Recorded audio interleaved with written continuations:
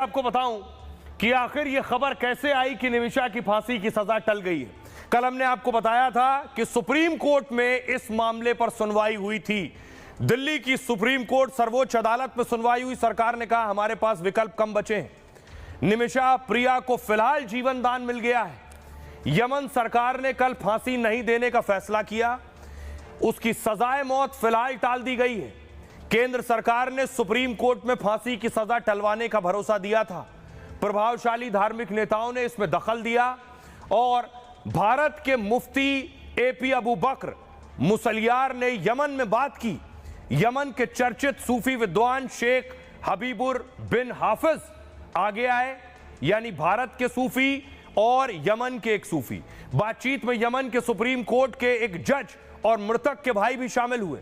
पहली बार है जब पीड़ित परिवार का कोई करीबी सदस्य बातचीत में शामिल हुआ है, इसलिए निमिषा और पीड़ित परिवार के बीच ब्लड मनी एग्रीमेंट की संभावना बढ़ गई है। यह बातचीत शरिया कानून के तहत हो रही है, जिसमें ब्लड मनी का साफ साफ जिक्र है। अब देखिए जरा ये फांसी कैसे टली है। कौन से वो दो बड़े चेहरे हैं जिनका दावा किया जा रहा है, जिनकी बातचीत के बाद ये फांसी टली है। ये तस्वीर आप देख रहे हैं। पहली तस्वीर भारतीय सूफी अबू बकर मुसलियार और दूसरी तस्वीर आप देख रहे हैं अल हबीब बिन हाफिज की तस्वीर। ये दो चेहरे जिन्हें आप देख रहे हैं, इनकी वजह से फांसी टली है। इन्होंने आपस में बात की है, यानी धर्मगुरुओं ने बात की आपस में, और उसके बाद फांसी जो 16 जुलाई को होनी थी वो टाली गई है। देखिए दोनों हैं कौन। सबसे पहले देखिए भारतीय धर्मगुरु अबू बकर मुसलियार। भारत की तरफ से अबू बकर साहब शामिल हुए इस बातचीत में। मुसलियार भारत के कंथापुरम के ग्रैंड मुफ्ती माने जाते हैं। केरल के अबू बकर मुसलियार सूफी परंपरा को मानने वाले हैं। 1978 में केरल के कोझिकोड में जामिया मरकज की स्थापना की थी इन्होंने। ऑल इंडिया सुन्नी जमीयतुल उलमा के महासचिव भी हैं। 2009 से 2020 तक द मुस्लिम 500 में शुमार रहे हैं। इन्होंने फोन लगाया इन्हें।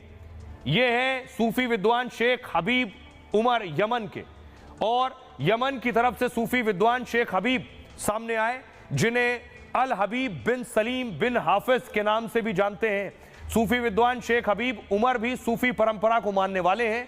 1993 में इस्लामी शिक्षण संस्था दार अल मुस्तफा की इन्होंने स्थापना की थी। दुनिया भर के मुस्लिम छात्र इस संस्था में पढ़ने के लिए आते हैं और 2009 से टॉप 50 मुसलमानों की लिस्ट में भी ये शामिल रहे हैं। सुनिए जरा अब उन धर्मगुरु, उन सूफी की बात मैं आपको सुनवाने जा रहा हूं, भारत से जिन्होंने फोन लगाया और बात की यमन में, और ये फांसी टली है। सुनिए।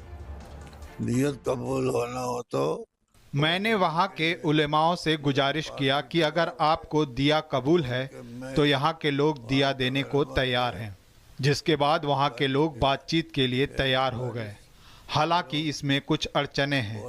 पीड़ित परिवार दुविधा में है। इस बारे में अभी बात चल रही है। यमन में ब्लड मनी, जिसे दिया भी कहते हैं, की परंपरा रही है। कई केस में इस तरह के हुक्म पास हुए हैं। माफी दी गई है। वो दिए तो